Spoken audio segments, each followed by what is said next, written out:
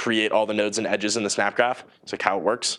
Whereas in the bottom half, you basically like convert your snap data structure to a binary file, and then that file gets loaded, so it's a little faster. Sorry, the top is you will get most of your files in text files. Most of your data sets are in text files, as you'll see on the next slide. But like I think for future classes, would we have to clean like and assess? So most data sets that are designed for network analysis will have a structure somewhat like this one. So it will never be perfectly clean, but and we're not trying to make this class an exercise in data cleaning. So most of the time it will be in a very convenient file format. But what you might have to do is like play around with the header.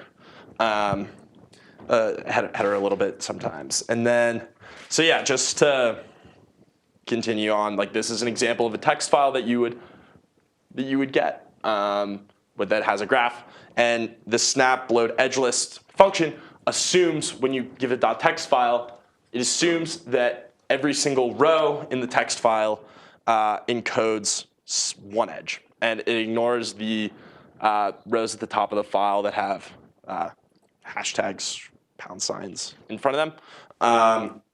And so yeah, that's just how it works. And then the documentation here is if you see snap load edge list, it takes the graph type, the name of the file, and then it takes the source column, the destination column, and the separator. I don't know why the separator's not there, but the source column would be 0. This is only relevant if you're looking at a directed graph. So the source column would be 0, and then the destination column is 1. If you were making this an undirected graph, then like switching the order wouldn't really matter. But it still needs to know what 2 columns in the file represent edge lists. So like for example, on the homework, you're going to get a file that's like this. Oh, this is going to break. It doesn't do well with text files. But the point is, there's 8 columns in the there's 8 columns in the file instead of. Come on. If you open it up, you'll see that this text file, which is a bunch of disease and gene associations, has 5 columns. And what you really want are the first column, which has the gene ID, and the second column, which has the disease ID. And that's what's relevant to us. And then one thing I'd also want to call out, because this is also relevant to the homework, sometimes, like a lot of times, this snap function to load an edge list works great. I mean, it always works, but sometimes the use case that you have for it, or that you have for the graph, sometimes it's not expressive enough to do that. So what I mean by that is, consider the example from the homework again, where you have a graph that has both genes and diseases on it, but you need to track which nodes are genes and which nodes are diseases. If you just use the load edge list function, you are not actually going to know that, like which node numbers are genes and which node numbers are diseases. So you actually might need to sometimes manually loop through the text file yourself. Does that make sense? The library in itself does not handle node types.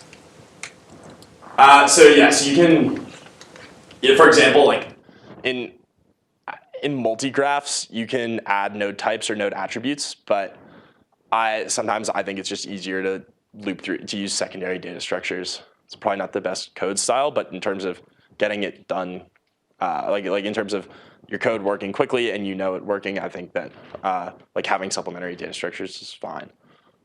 Yeah. Can you think one more time why load edges would not work for the gene side? It would work. So you could put in that it's like the 0th column is the source and the second column is the destination. It's just that alone won't give you the disease or gene attribute. Like it's dependent on the homework. Like the homework question makes it clear because you need to do operations that are specific to the genes and specific to the diseases. And you need to have, I'm not going to go like give away the answer, but you need to have some mechanism of telling like node ID 5 is a gene or node ID 5 is a disease. And that's not immediately intuitive, like that's not immediately clear. And you would have no way of knowing that if you just had a graph that you loaded from the edge list. Does these text file, like the diseases have our concatenation of characters and numbers, and how are those loaded as nodes?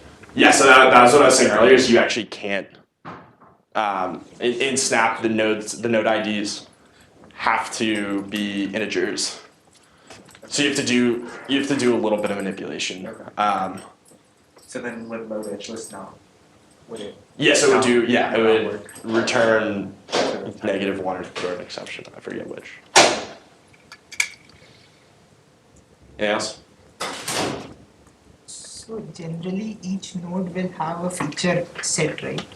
Associated with it. What do you mean by like properties of the node? Yeah.